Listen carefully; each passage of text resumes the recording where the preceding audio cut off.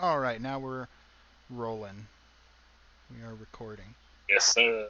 Okay, it's Yeah. the 5th of May, about 10 p.m. here in Pacific Standard Time. What is it, tomorrow for you, Ivan? The 6th? It's 1 p.m. It's 1 p.m. on Tuesday. Yeah, Tuesday, nice, 1 yeah. p.m. on Tuesday. Right on. Yeah, We were just talking yeah, about giving and generosity, how nice it is to put things together for people, and how we get the goodness out of that, the fruit of that, before the person even shows up to receive whatever it is that we're giving off because of the wholesome thoughts that we're having while we're putting together a bouquet or making a dinner or what have you. Ivan, you were saying you're putting together some flowers. yeah, yeah, yeah. It's really never. It's interesting how there's a personality or story that says like I don't like flowers, so I have to maintain that story. But it was like, why not? Let's just give my girlfriend some flower because why not? There's no drawback to it. And Right. when I was putting it together, I was surprisingly enjoying it more than I ever thought. Yeah, so it's reality often surprised me again and again when I pay attention.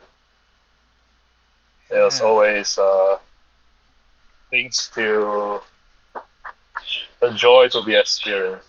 We Yeah. let go of preconceived stories. Absolutely. I like that a lot when we let go of expectations and strong opinions and we pay attention to what we're doing, we can notice pretty easily, pretty readily. Once we've stopped those stories you're talking about, we can see very clearly that this is pretty nice. Everything's pretty okay. It's actually a pretty good time to put together flowers, to make dinner, to write a letter to a friend, or pet a cat. Not very many things wrong with that. That in and of itself is something to enjoy. And this is the same thing that we go over when we sit in seclusion and we start to really pay attention to what we're doing with our body, starting with the breath. Breathing in and out nice and long and slow. We start to really notice how nice that is. I know I hear you talk about that often with your practice, talking about how nice it is to really, really experience the breath, to really know what it's like to breathe in and out like that, which is, what the Buddha told us to do first and foremost. Bring remembering to the front, to the forefront. Remember to look at what we're doing.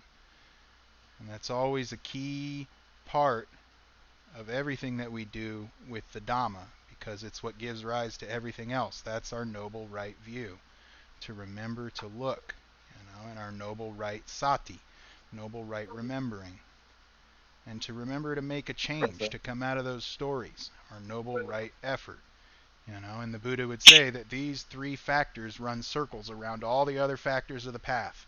Each one of them, right thought, right speech, right action, right livelihood, right composure. Those three factors, right effort, right view, and right remembering, run circles around all the other ones. Because they're always what we're doing to bring them forth. We're looking and changing and congratulating and remembering to do it as often as we can. And it all starts with this breath and this thought. And that's such a relief to think Okay. about. Can It always is. find It is. success. It is relief, even in times of feeling bad. Yeah. I think this is a very interesting discovery in the Dharma. Is let's say the mind state is somehow a bit unwholesome. Let's say there's some hindrances.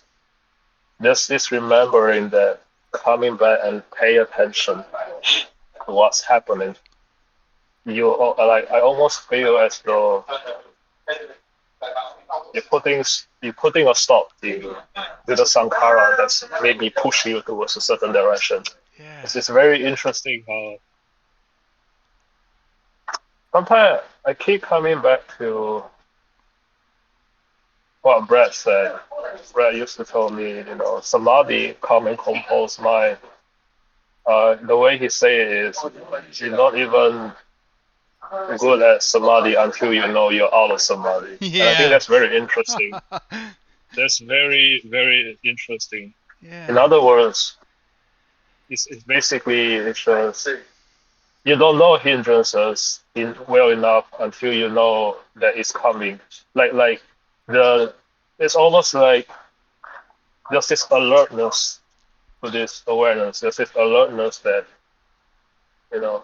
And I almost like to. I think something I've been grounding my perception in is basically not tolerating any hindrances. So it's not to say I'm creating an aversion. It's not to say I'm like trying to fight. It's more like I make the effort to always see is there any hindrances that impinging upon me right now. Is there ill will, essential desire, doubt, restlessness, self-talk, or it's interesting because I think this is what the Buddha was pointing to. The way I see it is, yes, the Buddha taught anapanasati. He taught all this, but that's because it helps us to be ready to pay attention to what's causing this dukkha. Yeah. It's almost like the cause of happiness, the cause of satisfaction is the absence of this hindrance. But it's not. It's not.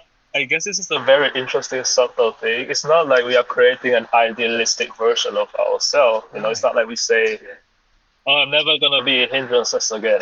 Yeah, right. It's basically saying, I think this is why the Buddha calls the attitude, like the lion's roar, the attitude of winner is I'm ready. I'm ready to see it. I can do it. Or in a way. Yeah, no matter what comes up, I got it. I don't have to tolerate the hindrances like you're talking about. And that's a really good point to make, because one of the things that the Buddha told us is that ignorance, the root of all of this, it has no known first cause. He said, don't even worry about it.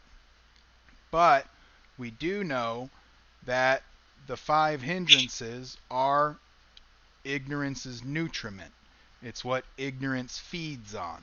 So any time that we're starving ignorance by not tolerating those 5 hindrances, by waking up and seeing and changing, congratulating, abandoning unwholesome states, promoting and sustaining wholesome states, and then remembering to do that as often as we can, that's anapanasati right there, because in that 4th tetrad of anapanasati, this is some of the stuff that the Buddha tells us to look at. These are some of the Dhammas the Buddha tells us to look at, those 5 hindrances. Same with the idea of the 4 noble truths, 7 factors of awakening, and you mentioned one when you talked about the lion's roar, and that's confidence. And we can always look and see that remembering sati is one thing the Buddha said is always kusala. It's always skillful, healthy, wholesome, harmonious to remember to look and see. Because like you said, these sankharas come up, and when we remember to look and see, that's our samatha, that's our stopping right then and there. Just seeing it is in and of itself very kusala, very wholesome, very skillful, because we can't change what we can't see. So if we're looking and we're seeing and we're stopping right then and there, the vipassana portion, the seeing, the clear sight, takes care of itself. And anapanasati, the Buddha said, is samatha vipassana. So he talked about anapanasati as a complete package. It fulfills the 4 foundations of remembering, of sati, the satipatthana. It balances out and fulfills the 7 factors of awakening. It is the Noble Eightfold Path. It is the 4 Noble Truths. And ignorance is not knowing things in terms of the 4 Noble Truths, not seeing things in terms of dukkha and dukkha nirodha. So when those hindrances aren't there and we have that clear sight available to us, that clear sight allows us to see the dukkha and quench the dukkha right then and there.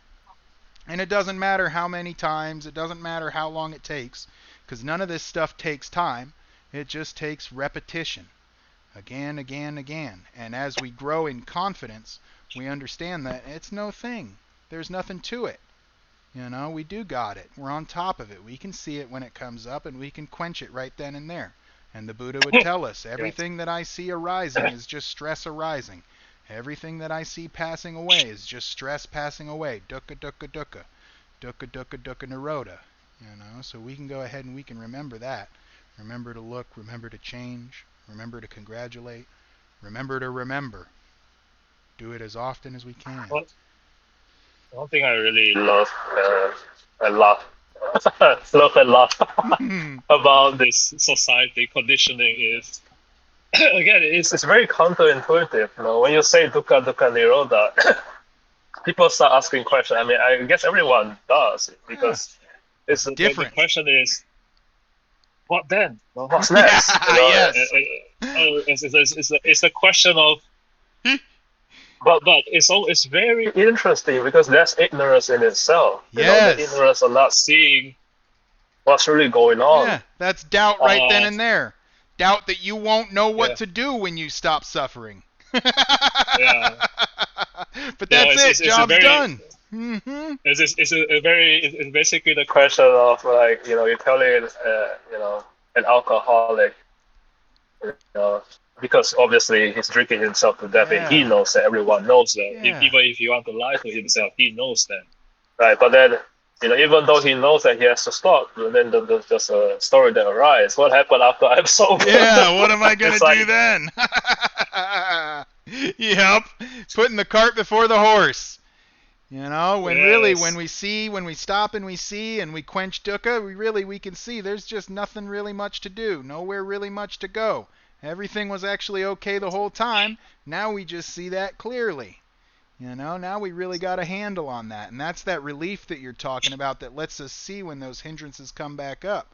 That's why we talk about seclusion, you know. We don't really talk about a formal practice as much anymore. Now we talk a lot more about getting into seclusion and coming out of seclusion. You know, it's a little more helpful to see it that way because that's a really great way to get some stillness to things, to come out of the world and to see that we brought it with us in our minds, to see how it gets spun up and to see how it settles down, to see where the hindrances are, where the mind is caught, and how to free it.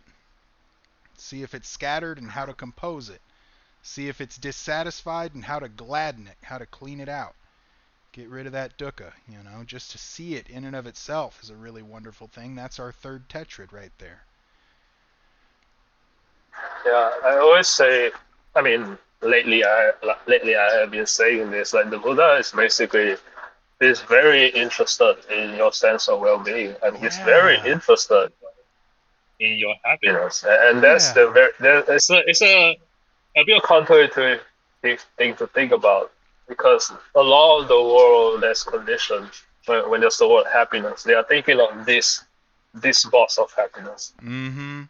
What Buddha was pointing to, there's no boss to begin with. Yeah. That's the happiness that he was pointing to. Right. Coming out of the box. And yes, and all that, like, the Buddha was a very, because he's so interested, he's teaching you the skills, and then there's the skills is very, again, counterintuitive, because the way we are conditioned. You know, even meditation is a very funny example. People, like, you and I talk about in how Dhamma express it too. A lot of time when people meditate, they have this conditioning. Oh, I have to work really hard. You know, I have to Yes. meditate really, really, really hard. You know, Yes. I'm experiencing suffering, and I need to be really serious. You know. Yep. and, Absolutely. and that's, I mean, there's some nuances to that, but the interesting thing is you don't have to do that. That's actually one. Actually, when people understand this correctly, one can really reap the benefit. Ironically, Yeah. because this conditioning is basically that they're going against is, hey, like, put that down. You don't have to work. You can already be okay. I think this kind of goes back to why I was reflecting on the generosity thing. Yeah. I don't have to put everything together before I feel that joy. I was already feeling that joy the moment I pick up that flower and say, hey, well, I can put in this and this together. This looks really nice. I was already having fun right there and then. I don't have to Yeah. wait until hours before I feel that satisfaction. Yes. So this is a lot of things that sometimes it's a bit sad. Not. I mean, I'm not in the dukkha way. It's just, you're just realizing, oh my god, everyone's been telling us this bunch of lies. You know, Yep. Bunch of how fibs. you have, exactly. Mm-hmm.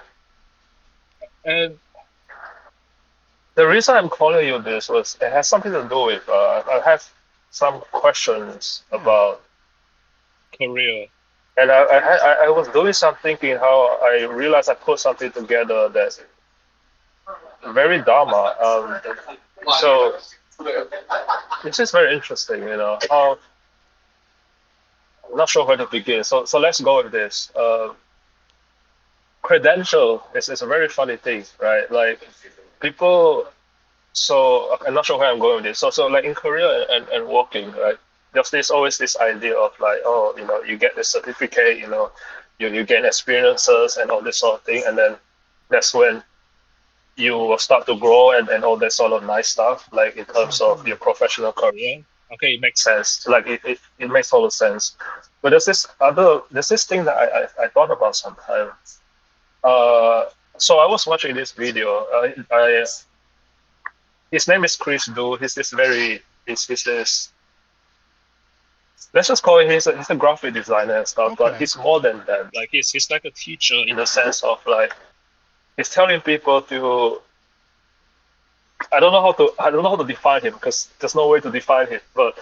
Um but the point is someone was asking like the questions of how do I get my client if I don't have like a good portfolio and stuff, right? And it's not to say that don't have a good portfolio and a resume so people could see your work. But he pointed to this one very subtle thing that a lot of people are conditioned to, especially me, I guess. Like basically, it's like, why do you need all those things before you can have confidence in yourself? He was pointing to this idea that like he could basically sell all his his work and his resume and go out with empty with nothing, but his knowledge is intact, right? But basically he has no proof. He will still land a client eventually Yeah, because of his confidence. I could see This that. confidence of like the confidence of whatever problem you have, I can solve it and I can put in the good work. Like there's this confidence in saying like I can communicate in a way that allow you to see that I have skills that can offer you to solve this whatever this creative problem you have. Yeah. And it's interesting. I know that. So I bring this up because it's interesting. I've been kind of thinking about it. I think sometimes I have this doubt. I guess it's normal. I'm not. It's just doubt like, oh, how am I gonna navigate this career of mine? And this is very weird thing at the same time. I actually have a lot of confidence in myself. So there's this dissonance. But Mm-hmm. I'm very confident in my skill, but at the same time, it's like I'm just awareness of like, oh, there's not enough resume and portfolio or whatever. I understand that. I'm not saying, oh, I must, but yeah, I'm not sure where I'm going with this. I'm just bringing that up. Yeah. Yeah. Well, I mean, it's the same old thing, right? When we think of it in terms of Dhamma and practice and being in the world and such, when we see stuff like that, we can see that that too is a hindrance. One of the Hmm. reasons that we look at things and we see things like sunyata is because we can Hmm. recognize then that it doesn't make any sense to use the story that hurts. It doesn't make any Hmm. sense to have the thought that leads to dissatisfaction now and in the future. Hmm. Why not, like you talked about the gentleman that you're saying you were listening to or watching, why not have the kind of thought that you can think all day, all week, all month and not experience dissatisfaction from? It's not going to lead to your harm. It's not going to lead to, your ill being. It'll lead, like you said, to what the Buddha is concerned about, your well being, your health. It's wholesome, it's skillful, it's harmonious. And one of those thoughts that we can have, like you're talking about, is the thought that, hey, that's the hindrance of doubt, you know? And in a way, we can even package some other ones in there with it too. We could say that's a hindrance of ill will in there with it too, because it's ill will towards yourself. Thinking I'm not good enough, I can't do it, blah, blah, blah, blah, blah, things like that. Whether it's because I don't have a resume or it's because I don't have confidence in my skills, that's still talking down a little bit on yourself. So we could check that out as well. And not just that, but if we let it exist, if we let it linger, because we know that what we spend time on, that tends to get a little mm, repetitive, If we spend time on it, we could call that sloth and torpor, Not enough energy, not enough determination to chuck it out. And if we spend a lot of time thinking about it, that's our restlessness too.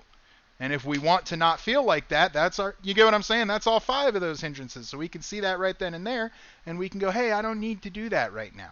I don't have to worry about this resume idea. This person, they said something interesting, and we don't have to try it out.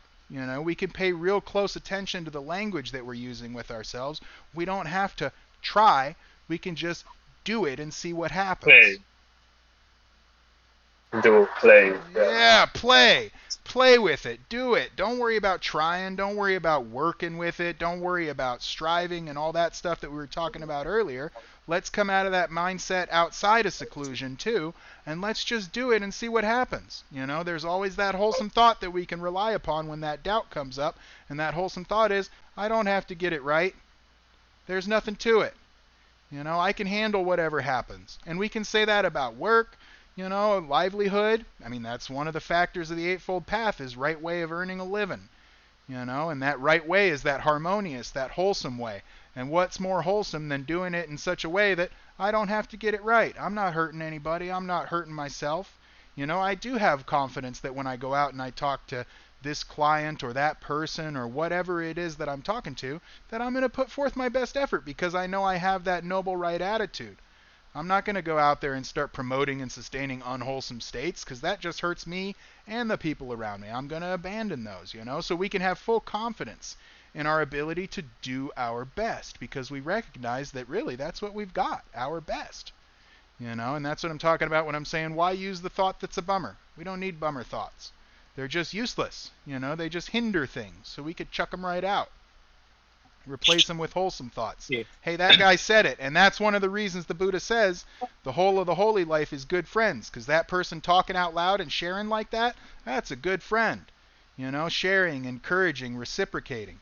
I don't know who he is or what he does, but it certainly sounds like he's giving some good friendly advice. Hey, don't worry about it. Do it. See what happens. Give it a shot. It's interesting because this gentleman, I come across him years ago, but I kind of don't pay much attention because I have aversion in myself. I don't trust myself or aversion of like this guy is a scammer. But it's interesting, because when I really pay attention, he gave out so many free content. Like I sometimes I feel like the tips I'm getting is like I should be charged for this. I mean, right it seems like how I talk to you guys. Yeah. I'm so thankful. Sometimes I talk to your Dhamma, it's like shit, man. I have to pay therapists for $100 for something like maybe less than what I'm getting from this conversation. Right. I mean, but the point is, and this gentleman is so interesting. Like, I mean, I think we heard this advice before, but he's basically saying like,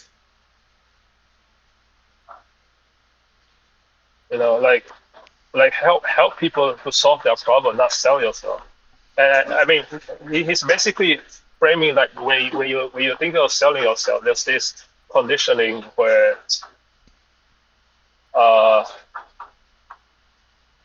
people can smell your agenda very quickly. But when you're solving, and he basically said like set yourself in a place of butchering here, but problem solver and like someone that's really helpful, and then whatever comes later, you can set your value when it comes to it. And there's this. I think I like him because there's one video that immediately shifted my doubt was because he was criticizing a lot of this social media content creator. Like a lot of people talk about fucking catchphrase like personal branding and shit. Yes. And then he said like 98% of like people that talk about personal branding are scammers. And I was like, I like this guy already. Yeah, right. Good stuff. I was like, okay, I'm hooked. Tell me more. Yes. but because his point of view was because you ever get he basically said it. You ever get a feeling of like when you're browsing like any sort of open social media platform, and you see that content, you got that first impression of like this portrayal of authenticity come across and trying to sell you something. and I immediately say, yeah, I get that a lot. But for some reason, from him, I don't really get it. Nice. And it's interesting. I think it's just this. Yeah, I'm not sure where I'm going with this. I'm just ping ponging. Yeah, it's I fun. It's all just, I right. just, I just, yeah, it's just.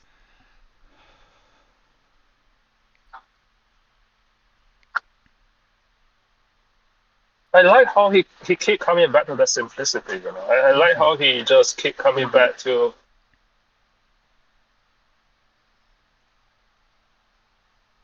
I can't really pinpoint this core way of thinking, but I guess it's just like because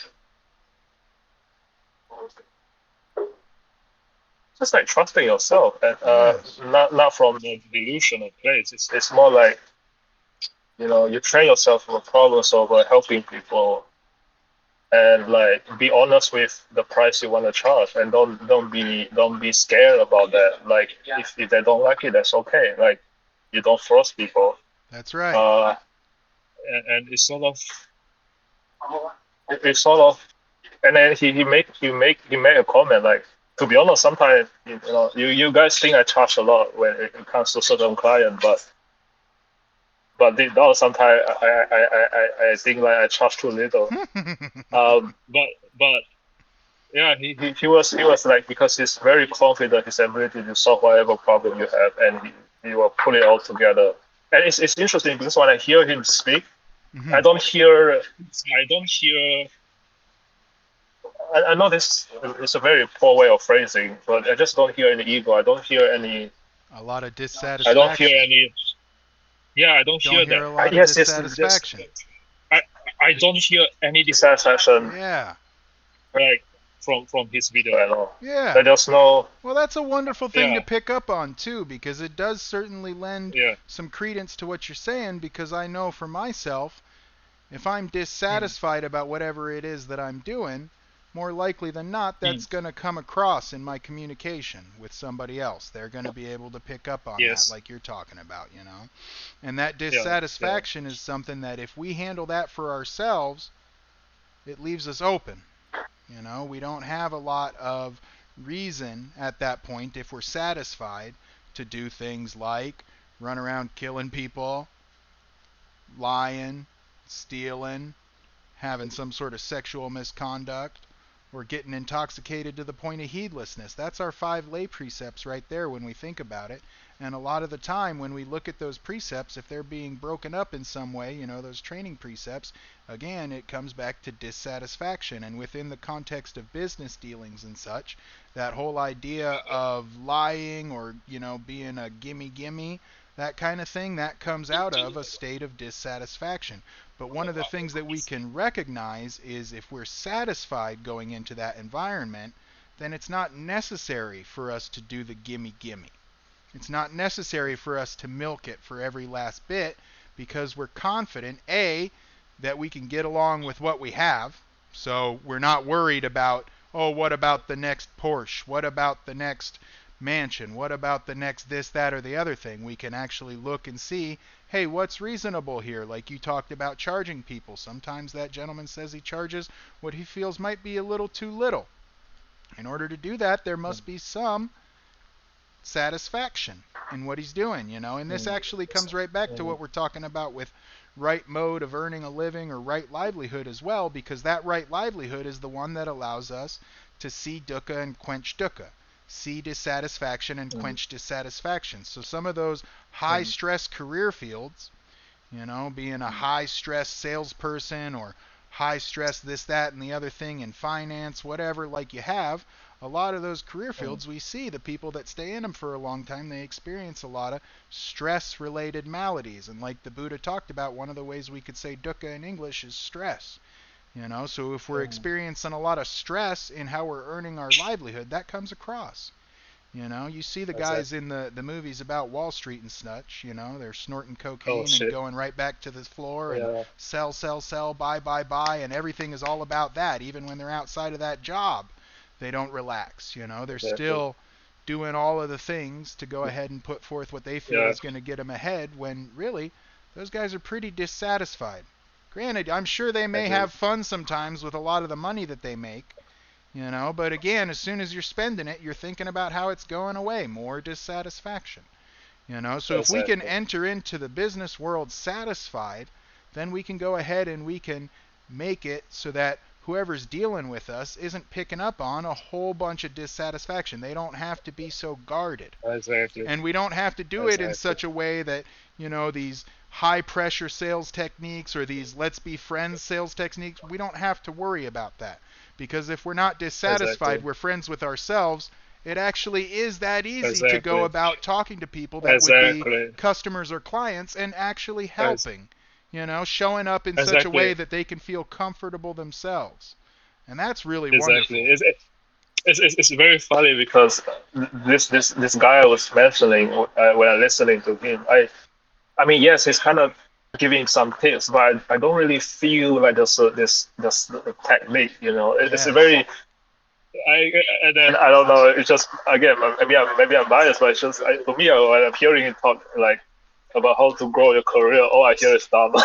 it's Yeah, like it's like right. How nice. a very yeah. I was like, man, this guy know what he's talking about because all these other guy that I listen to, there's this very weird faith around it. Like it's like oh you need to like even this idea of being friends Yes. has a bit of agenda It's a behind it. It's very convincing. funny. Yeah, they're trying to convince you of Yeah, something. yes, Whereas somebody that's yeah, satisfied just talks about what they know. And exactly. if you talk about what you Yeah, know, say for example, if you know how to see dissatisfaction and quench dissatisfaction, this is something we see in some of the communities that we're cultivating together and such that we participate in together. Someone will talk about, hey, how do you convince someone to do this, that, or the other thing? Well, you don't have to convince anyone of anything. If you know Dukkha Dukkha Nirodha, exactly, talk about Dukkha Dukkha Nirodha. Then there's no need to convince exactly. anyone because and you're not talking out of this idea that I need you to believe me, because I'm not talking about Yeah, a belief. I'm talking about a knowing. And when we talk yes, about a knowing, there's not really much to say. It can be very direct because there's not a lot of me trying to quench my dukkha through getting you to believe what I'm saying and be like this and change like that. No, any of that dissatisfaction that does come up, I can see it and get it taken care of right away. And in that way, this is a really nice aspect of practicing Dhamma.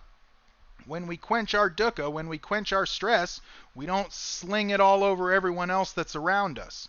And wow, how nice that mm, is too, because you're already being helpful just being satisfied. That's already a great help to the people around us. If you're not stressed, wow, how nice it is to be around someone that's not stressed. exactly, What a exactly. relief. Like it's very funny. Like I listened to this guy.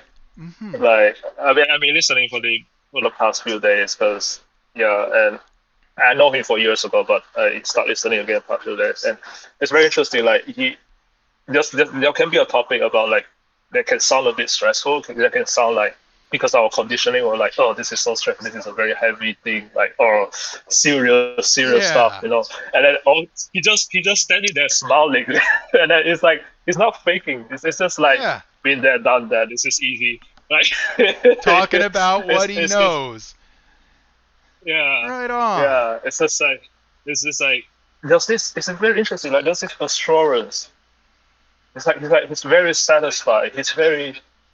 I think it's interesting because when I listen to again some of this quote unquote financial guru when they talk about this thing they have a very serious face right Yeah. they're like and then you can sense that dukkha Yeah, and then absolutely. and then this guy just loving what he does. He's just smiling and then people ask him a question and then he asks him and they ask them back a question and then got them reflecting and it just keep coming back to the same thing. It's just Yeah.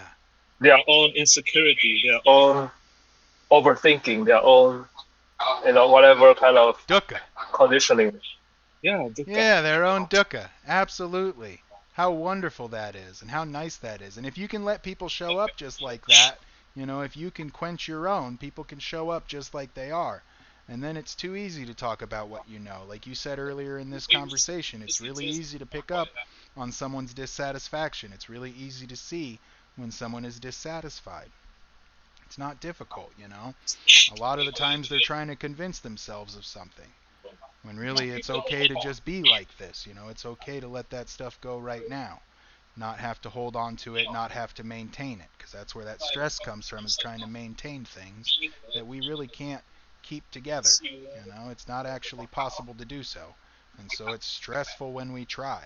And we become helpless within those cycles of coming together and falling apart when we try to maintain something that's not possible to be maintained. So when we see that clearly, we can start to see it in our interactions as well. And when that happens, we can start to feel really comfortable talking about what we know.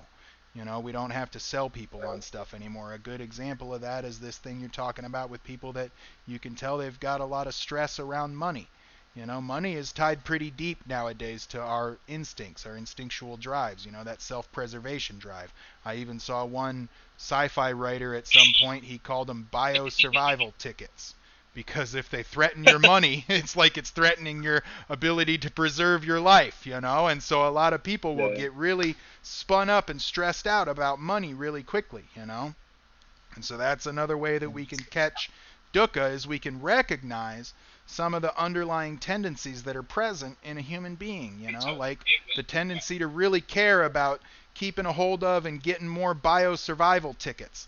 And if we can see that, that's our right remembering again. That's our sati, and then that'll trigger up looking and seeing and using discernment, our right view, and then we can put forth our right effort to abandon the unwholesome states. I got enough right now. I already have what I need right now. I don't have to stress about money right now. I'm actually safe and secure. I'm comfortable. I could be satisfied right now. As a matter of fact, I am. And at that point in time, the whole thing, the whole transaction, the whole business deal becomes a lot less stressful, because at least 50% of the stress dropped away right there, your side.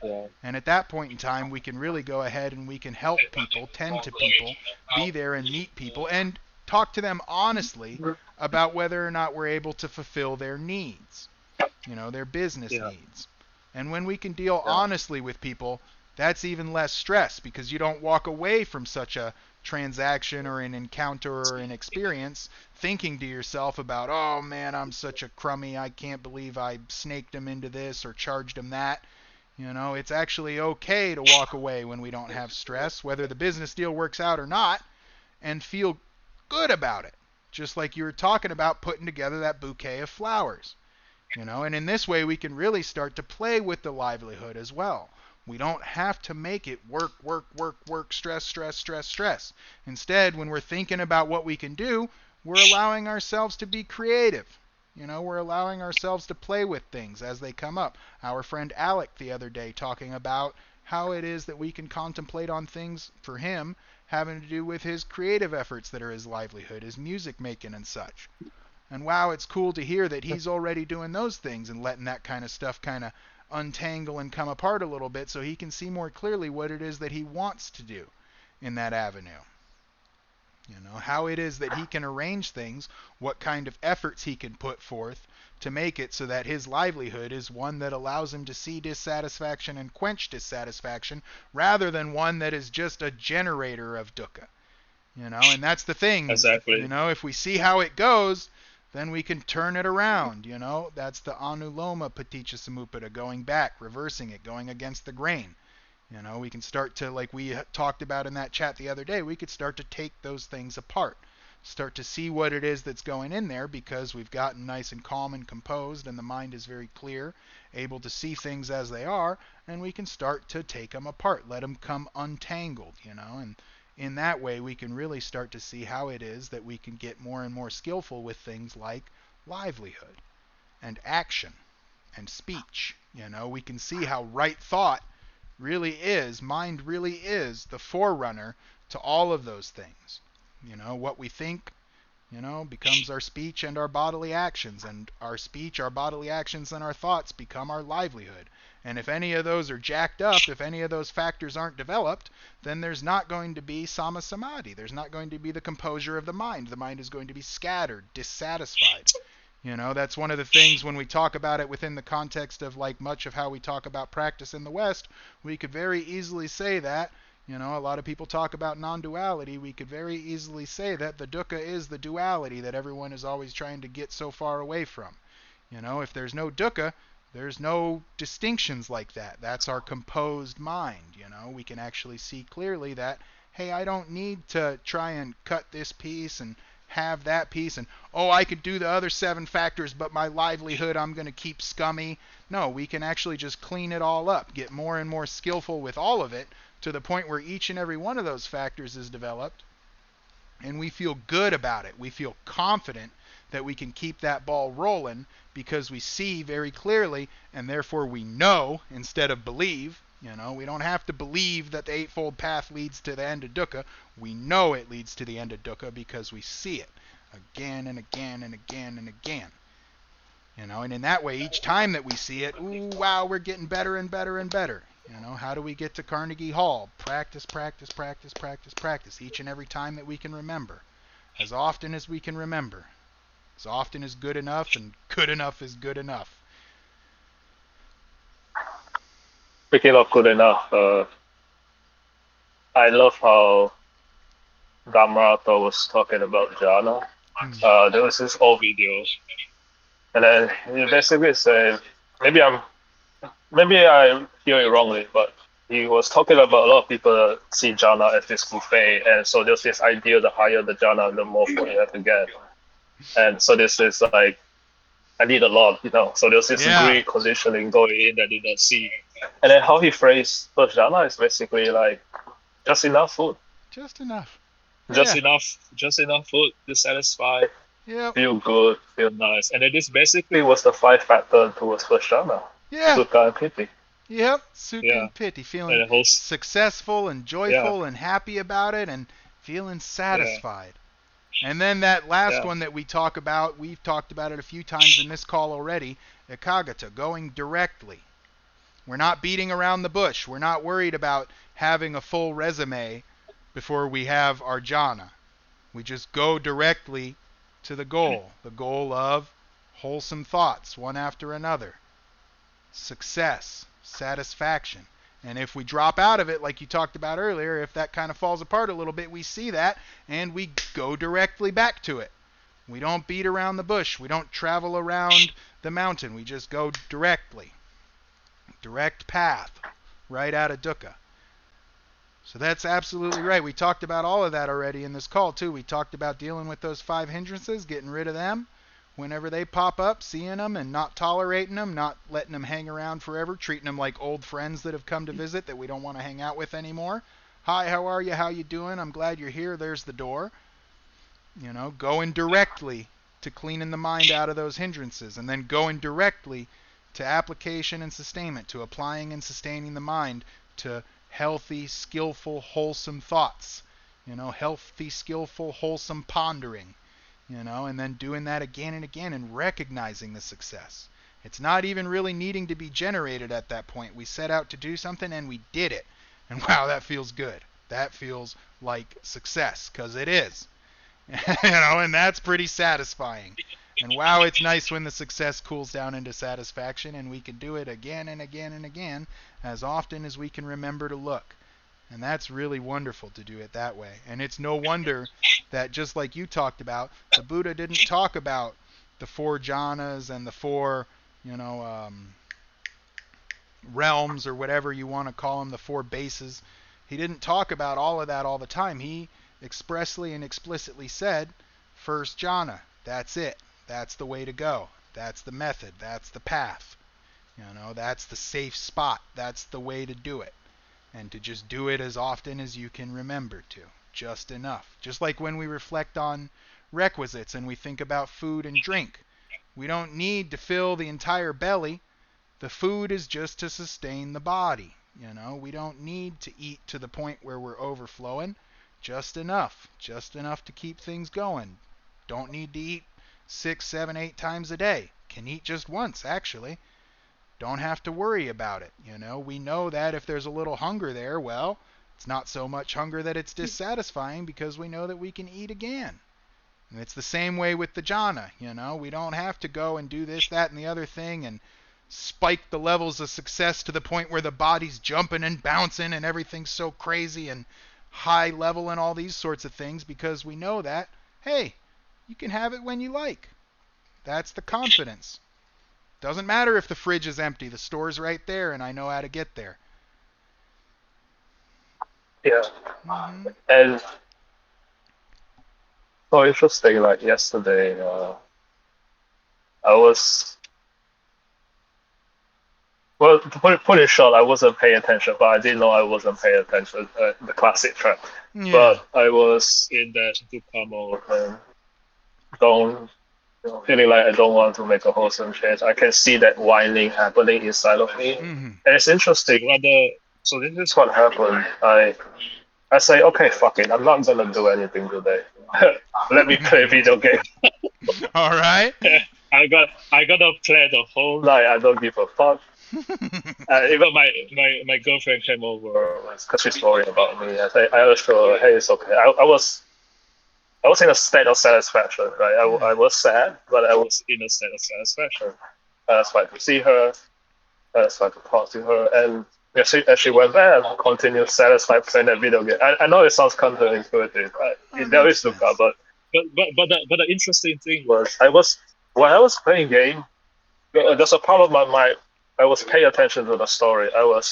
There's this part is like what's happening. Like I know nothing come out of nowhere, right? Whatever I'm feeling, there's cause and effect. This happened because of that. That happened because of this.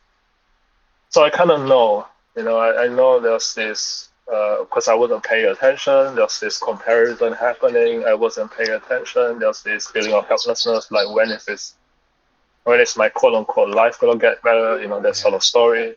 When doubt about my practice, doubt about just life. I see that story, and I wasn't trying to say, oh, this is me. I was like, oh, I see you. I see you. I play the game the whole night. I play until like the midnight 3 a.m. I don't get enough sleep, Yeah. I don't care. I fucking don't. But the moment I woke up, I just feel so good. I feel so great because I was like, I know what's happening. I know the story, and then there's this very weird natural response. I know what to do. Yeah. I know what I'm gonna do today. I'm just gonna do it. And it's so interesting. I was thinking about that. Like it's like yes, I wasn't necessarily making the right effort, but there's this change happening because I keep looking. So yeah. Sounds good enough to me. Just enough, man. Just enough to see it and come out of it. Yeah. See it and come out of it. And like you said, if there's emotional content, sadness or whatever, we can be okay while experiencing sadness. We can be satisfied experiencing sadness. And if we want to put forth a different type of effort, we can come out of that too. Because you and I both know we can choose how we want to feel. We can feel how we want to feel right now. And if we want to experience sadness, there's no problem with that. If we want to experience what it's like to be a human being and live life fully, that's what this Dhamma does, is it brings us in line with reality. We stop fighting with reality. We stop fighting with ourselves. Stop fighting with sadness. We make friends with it. Hello, sadness, my old friend. Come here. I'm going to take good care of you. We're going to play video games until 1 a.m. I know I'll be okay. I'm okay right now. I got this. Look at me go. I'm going to cry and it's going to be great. Baby seals always have tears in their eyes because the salt content keeps their eyes from drying out due to the cold in the Arctic and such. And man, they look adorable because of that. So hey, everybody loves it when a guy sheds a tear or two. No problem. That's a sensitive man. Exactly. It's just all in how we look at it. Everything is in the eye of the beholder. And like you talked about earlier, this is where I'm grounding my perceptions, is what you had said earlier in this call. And now we've just went through all 4 tetrads of Anapanasati in our talking together too, because that's our second tetrad. Looking at the feelings. Pleasant, painful, neither pleasant nor painful. And looking at the perceptions. These are the Chitta Sankara, the mental formations, the mental concoctions. And we can change perception because it ain't nothing but a thought. There's nothing to it, So when I'm thinking about sadness and I notice that there's a perception that frames sadness in that box you were talking about earlier of no good, let's take it out of that box. It's just sadness. As a matter of fact, when we make it distinct from the perception itself, we look at the feeling, the sensation that's present. Most of the time, it's either neither painful nor pleasant, or it's just fine. It's pleasant enough, just like it is. If I'm crying, there's nothing painful normally. about crying. I mean, if I'm crying because I'm wounded, maybe there's some pain. But if I'm not wounded, if I'm safe and I'm secure and I'm comfortable, I could cry all day. There's nothing painful about that. Yeah, So it really exactly. comes down again to looking at how we're doing things, looking and paying attention to what we're doing and making the just enough effort. We don't need to overdo it. We don't need to underdo it. That's why those two hindrances kind of oppose each other, restlessness and laziness. We don't want to go a little under. We don't want to go a little over. We want to be right in the middle. Hey, surprise, the middle way, right? And so when we notice that it's just enough effort to change that perception, man, there's nothing to it. We can change it right out, because we talked earlier as well about seeing things, and this is the heartwood of the Dhamma that Buddhadasa Bhikkhu talks about, as sunyata, as void, as vacuous. There's nothing to it. So why not use the one that doesn't hurt? If we have a perception regarding sadness, regarding some emotional content of, oh, I need to get rid of it and I can't be okay until it's gone, well, that hurts. We don't need to do that. That's just more of those sankharas. That's just old choices, old habits, just memory coming up in this moment, and it's old news. So we can update it right here and right now if we're paying attention. If we're remembering to look, and then we remember to change, and all of a sudden we're off to the races again. We're right out of that dukkha because we made a change to that perception. Yeah, and it's really nice because that anapanasati is complete, man. We talked about the body, the breathing, the relaxing. Instead of getting all stressed and tense, we relax and play a game. Breathe in nice and long, no problem. This is our changes there, Talked about perceptions and feelings. We talked about the mind and the heart itself, with how it is, whether or not it's caught up in something, how to free it, whether or not it's in dukkha, how to gladden it, how to compose it if it's scattered. Yeah, and then we talked about what we look at. Those four noble truths, the five hindrances, the seven factors. Anicca, anicca, anicca, anicca vata sankhara. Every single thing is always changing.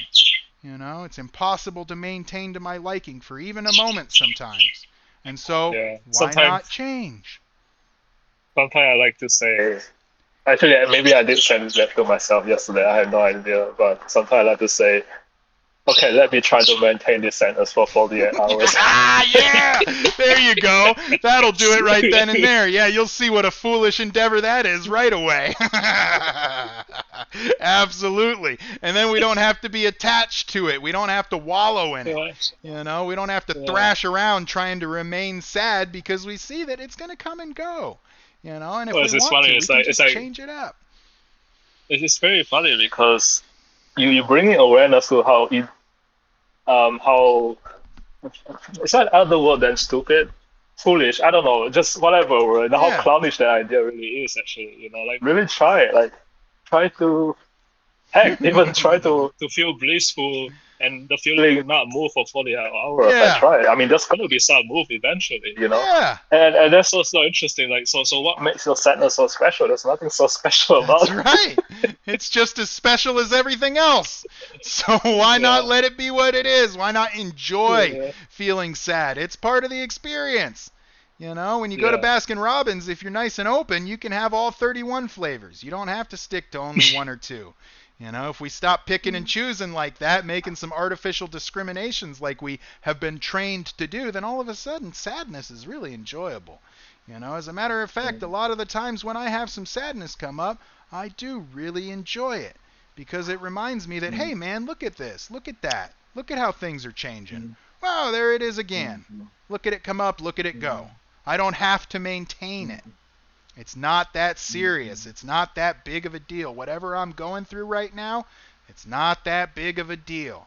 Nothing to it. I'm on top of it. I can handle it. I've done it before. I'm going to bet I can do it again. And because I bet I can do it again, I bet I can do it again after that. And wow, at that point, what do you have to worry about? At that point, there's really nothing much to do. Yeah.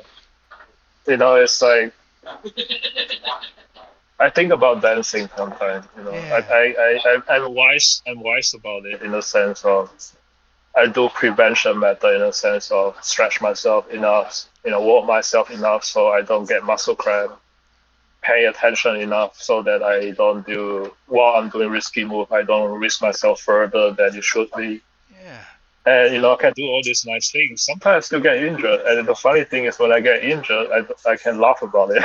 Yeah, right. I can say, "Oh, look how clumsy me! This body fails me." Yep. Um, and it's just yeah, there's nothing to worry about, honestly. No. That's a really funny thing. Yeah. That's a really funny thing. I sometimes I know it's grammatically vocabulary incorrect, but I said this to myself the other day. Fear tells lies, right? Yeah. Uh, comfort and safety sees things clearly. And Mhm. I was like, Absolutely. yeah, Yeah. yeah, And we can see yeah. again, they're both just as serious. So why Mm, choose fear? Why choose dissatisfaction? mm, Why choose mm, dukkha? We've chosen that time and time again for who knows how long. We can stop choosing mm, that right now. Already suffered mm, enough. Can stop doing mm, that right now. And that's what's really mm. wonderful about the Buddha's Dhamma is it's all about stopping hurting right now. And each time we remember that, we get that back in our head, we start to look and see and change and remember, and there's nothing to it. Got it. Can I quickly bring back to this gentleman, Yeah. this guy that I was talking about? I kind of want to think. So it's very interesting, how he talk about. So when he's sharing his experience, he's saying that with a smile. I don't feel any sort of superiority. I don't feel like he's trying to prove himself anything. He's just sharing with how enjoyable it is. He just say he charged a premium price for his services, and there's a lot of satisfaction around that. Like in a sense of there's no lying, there's no like what you said, milking. There's no. Yeah. It's a very straightforward. This is what I'm gonna help you with, Mm-hmm. and this is the price. And I don't know. I don't know why it just feels very. I don't know. That kind of inspires me. I'm not saying I want to be like. I'm just saying like what he was sharing is kind of interesting. Like Yeah. because normally I associate again. It's because of my aversion, my conditioning. When people talk stuff about it's very high price. I have an aversion to it because maybe when they're saying like there's this dissatisfaction, there's this craving. I don't know, but from him I don't really feel that. I don't know. I'm not sure where. I'm just curious. Yeah. Well, one of the things I notice when people talk like that and they're satisfied is they're not competing. And it's something we can remember for ourselves too, because we can see that we have a lot of complexes around competition that we carry with us from our training, from our prior choices, from the things that people gave us since we were wee little ones. We have inferiority complexes. We try to maintain those. Looking up at others, we have equality complexes. We always want to be on, hey, we're the same, we're on a level playing field, and we want to maintain that. And we also have superiority complexes, where we want to be above others looking down. And then if you get into it enough, you probably have complexes about not having complexes, where you're like, well, I don't want any of that anymore, and then you're trying to do everything else, when really, again, it's about that samatha vipassana. It's about stopping the competition.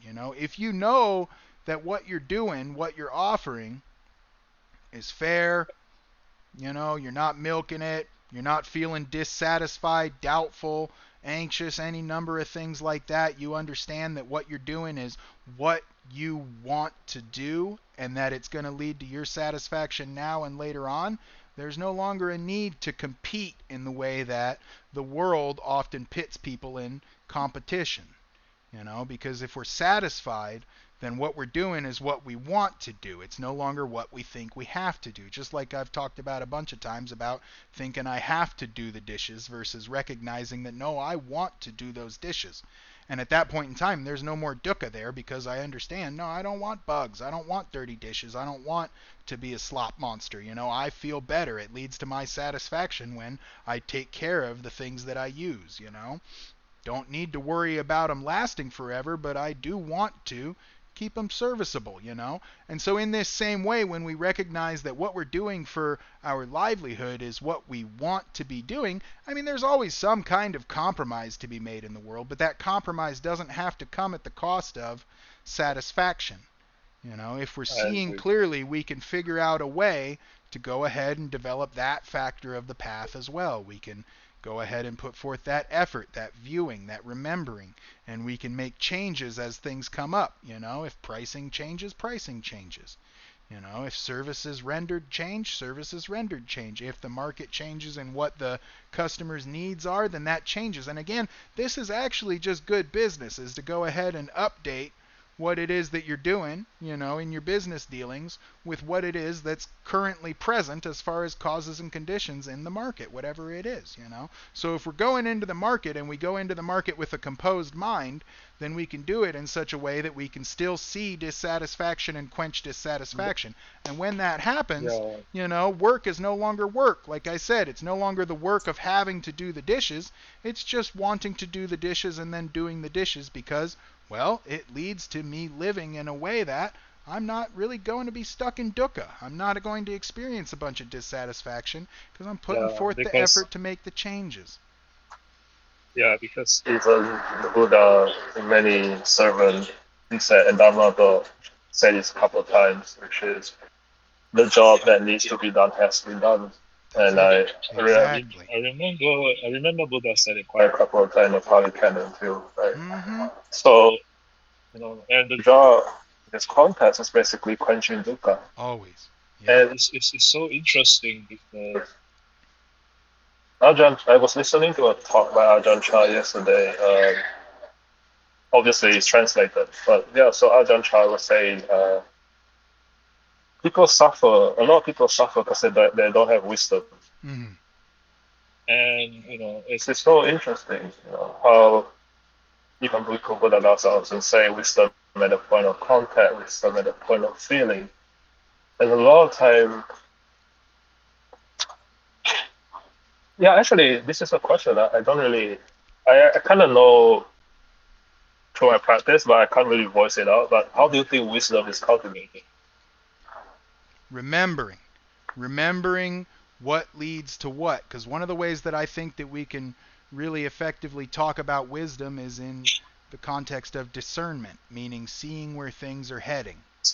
We've already got enough wisdom to see where things are heading because we've been in a lot of dukkha for a long time. So we know what leads to dukkha, and through the practice of looking and changing and remembering to do that often, this is how we're actually going ahead and we're refining our ability to use that discernment. That's the other part of noble right view. Investigation and wisdom. That's our noble right view. We look and we see where things are heading. We see what is kusala and what is akusala.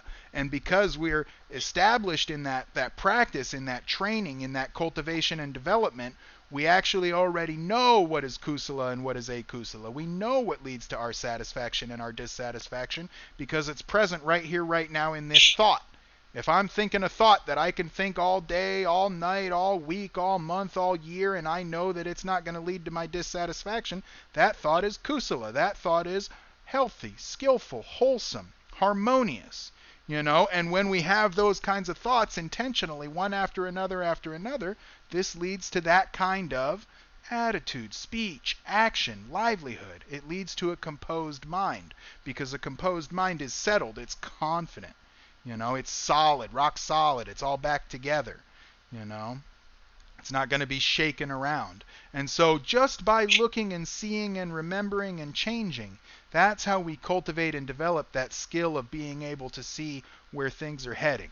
And we don't have to see into the future. Like I said, that's part of our sati actually. That's why these three factors, seeing, remembering, and putting forth that noble effort to abandon the unwholesome and promote the wholesome. That's why they run circles around each of the other factors, is because remembering what works and what doesn't work is what helps us to see what's going to work and not work right now and discern where things are heading. So really, it's just like everything else. It's just another skill that we're developing, that we're cultivating by contemplation, by paying attention. So practice, practice, practice. Yeah? I just remember one thing before I forgot. yesterday, while I was playing my video game, I was listening to something in the background too, which is actually your video with Dhamma. Nice. It was around 2023 or something. Mm-hmm. Yeah, it was, and I remember I forgot the context of the conversation, but basically Dhammarata was saying like, pay attention so you can see where this is going. And when Yes. you see it, that's wisdom or something. And then I remember you were like, yeah, oh my god. Oh, wow. Clicking.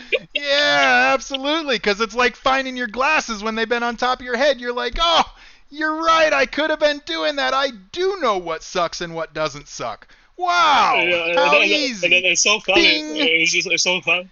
It's so funny. Like, I was still in some Yeah. sadness while I'm playing the game, but there's this glad mind happening. It's like, oh man, it's so joyful, Yeah. to see how far my friend has come along. Isn't it great? Yeah, I love that. he, Thank you for yeah, telling me about that. he's been there too, and I was Yeah. like, it was just so wholesome Yeah, to hear it's so that from that. nice. So, Absolutely. And you yeah, notice again, what he did there is just pointed back to something I already knew. It's nothing new. Just like they say in the Bible, there's nothing new under the sun. It's all old mm, news. So let's remember that actually we have what we need right now. We're enlightened enough. yeah, We don't have to wait for a great enlightenment to come along and smack us in the forehead to have the wisdom, the exactly, discernment to see where things are heading. exactly. Mm-hmm. Yeah, and this kind of goes back to the gentleman I was referring to. I think Yeah. what makes him so awesome was I'm not sure if he noticed this, maybe he does, but there's this subtlety. Every time, no matter how tough a question is, he always throw back to, you can do it now. Like you don't have to wait. Nice. And I love that sort of energy. Like he wasn't like hyping and jumping around. Oh, you can Yeah. do it. He was Yeah. just pointed to that. He was just pointed to that wisdom that you know this. Like, That's right.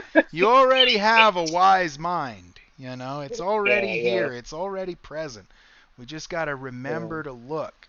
Let it do its yeah, thing. And that's a really yeah, wonderful reminder. I'm glad you brought that up about that video. I love that.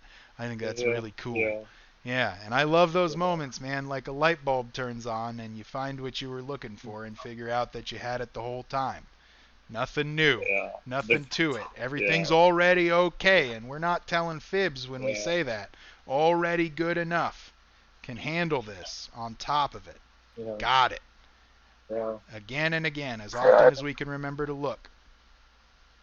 yeah. Like sharpening a Yeah, it's tool. just exactly. You just keep practicing, practicing, Yeah. practicing over and over because uh, I love how man, I love how Dhamma goes. Sometimes when people ask a complicated question, you just say not true. Yeah. Because like he's not gonna give you the answer. You have to pay Yeah. attention. You got to see it for yourself. Yep. You got to Yeah. do the investigation, the looking, the changing, the Mm, remembering. And if we remember to do that often, there's really not anything to do. That's really good enough right there. Those things, keep on doing them again and again and again until they become the habit. Until those old pathways fall apart and rot, and we let them keep on rotting. We don't keep going down the same old road thinking we're going to get to a different destination, because that doesn't work. We have the wisdom to know that's not going to work, so we let those old paths rot. We come off those wrong paths. We come onto the Buddha's path, the right path, and we start to promote that, sustain that, build those new pathways. Nothing new.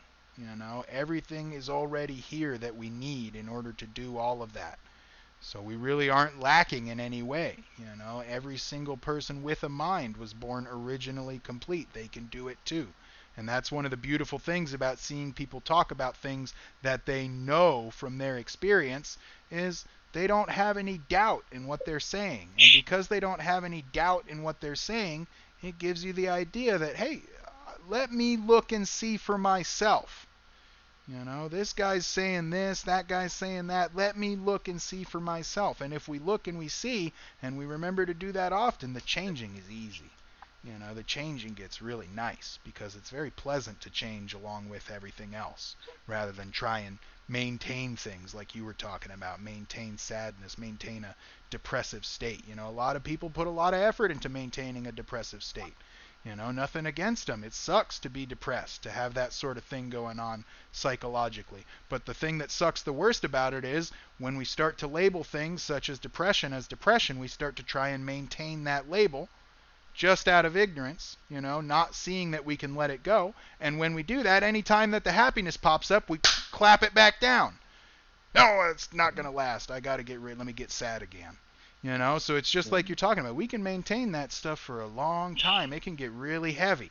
So it's really, really, really nice to practice like this because it actually gives us, like you were saying earlier, an immediate relief from that kind of thinking trap. No longer needing to maintain states, allowing them to come and go, allowing things to change without grasping at and clinging to them. And we know that grasping is that second noble truth. That's the cause of the dukkha right then and there, And as soon as we can open the hand of the thought and let it go on through, whap, that's it. That's our third noble truth. That's that cessation of that dukkha right there. Job's done. And what's that fourth noble truth? Do it again. Look, change, remember. Look, change, remember. So wow, we covered a lot today in our call, in our talk. Yeah. We talked about the noble truths. We talked about all of Anapanasati, Samatha Vipassana. We talked about livelihood, which is a really cool topic. I really appreciate you chatting with me about that one because we don't talk about livelihood all the time because it's just not something that we often hear from a bhikkhu because a bhikkhu's livelihood is to be a bhikkhu. That's their right livelihood. To practice Dhamma all day, every day, be in the Dhamma all day, every day, go forth into homelessness. That's their right livelihood. But for us lay people, it's not often that we get to have nice, long conversations about what noble right livelihood looks like in the lay life. So thank you so much for talking about that with me, my friend. I really appreciate that. Yeah, if I could summarize the livelihood, basically intention. And I think this is so beautiful. This is one of the very radical things about the teaching of the Buddha at that time was a lot of spiritual teachers have this idea of like, oh, your karma is set. Oh, there's no cause and effect. The Buddha said wrong. Yes, right. No, he come right out. He came right off the gate. He just stopped to do it there and now say, "You guys are all wrong." Right. Because that's a very harmful teaching. He said, your intention matters. No matter what's happening. What's his name? Angumala could kill. Yes. What, 999 people? Yep. Yeah. But the intention can be changed right here and then immediately. Right there. Right? The thing what he was pointing to was how we all, whatever experience that's happening, is we are the one who put it together. That's right. It's not because you have a nice food. It's not because you have whatever kind of enjoyable thing in the world. It's how this thing together, and plus your consciousness, you are putting this together. And he was pointing to that part, that intention. So I think this is really beautiful because I think, heck, not just me, even the hillside hermitage, that guy, right? The kettlebell guy. Yeah. I joke about him, but I do like him. But the point is, he even said that like money is not a hindrance to arahantship. It's just the intention behind it. That's the hindrances behind it. The subtle thing we're gonna pay attention to. Right. We saw plenty of non-returners in the suttas that still handled money. That actually they were wealthy individuals. And one of the things about their lack of dissatisfaction, because they understood really well how to practice noble Dhamma, is that they were often, like we talked about at the start of our call today, very generous in what they did. Because they recognized that generosity is its own reward, because hey, it's nice to give, and so a lot of those cats in the suttas that were non-returners, they still handled money. They still had wealth. They weren't needing to milk anything, but they were able to be effective in the environments that they operated in because they handled their own dukkha. They paid attention. So Yeah. I think it's really good that you bring that Yeah. up too. Money is Yeah. not, And the yeah, yeah doesn't stop you. and the gentleman I was talking about, like as I said, like some kind of content I'm watching is like, I feel I should be paying for this. It's like crazy that the amount of free content he's putting on, That's right. and it's just the generosity is something I'm contemplating. It's a wholesome contemplation. Yeah. Really, I'm gonna think more about that. Mm-hmm. And see more about that. Yeah. Yeah. Thank you. How can we do This it? is How a can we very make pleasant merit talk. and have fun making merit? I mean, just doing this and putting this Yeah. up and letting people in our conversations, making plenty of merit that way. Look all the merit Dhammarato made, 1,900 some odd videos. Yeah. That's a lot of merit. And he had fun doing it, Yeah. So if we can recall that those things are Exactly. possible, wow, how nice it is to remember that, because that's where it all starts. Like you were saying, if you can't see it, you can't change it. So if you don't know that it's possible, then you can't do anything about it, So look and see. Look and see and change and remember again and again. I know I'm doing it and it's working well. I'm really enjoying it. Yeah. I'm really thankful to have you as my friend. Hey, I'm very glad that we're I was friends too, able, Ivan. You know that. I love you, man. yeah, I always have such yeah, a great time chatting yeah, with you. I'm really happy that we're friends. It's great stuff. yeah. Mm. And Yeah. thanks so much for the call Yeah. today. Yes. Oh, Thanks. you can have a great Tuesday, and I'll have the last 40 minutes of Monday before I snooze out and wake up on my own Tuesday. So, and I'm sure we'll chat again soon. I'll see you around. Yeah, see you soon, brother. Much love. Yeah. Bye-bye. Thank you.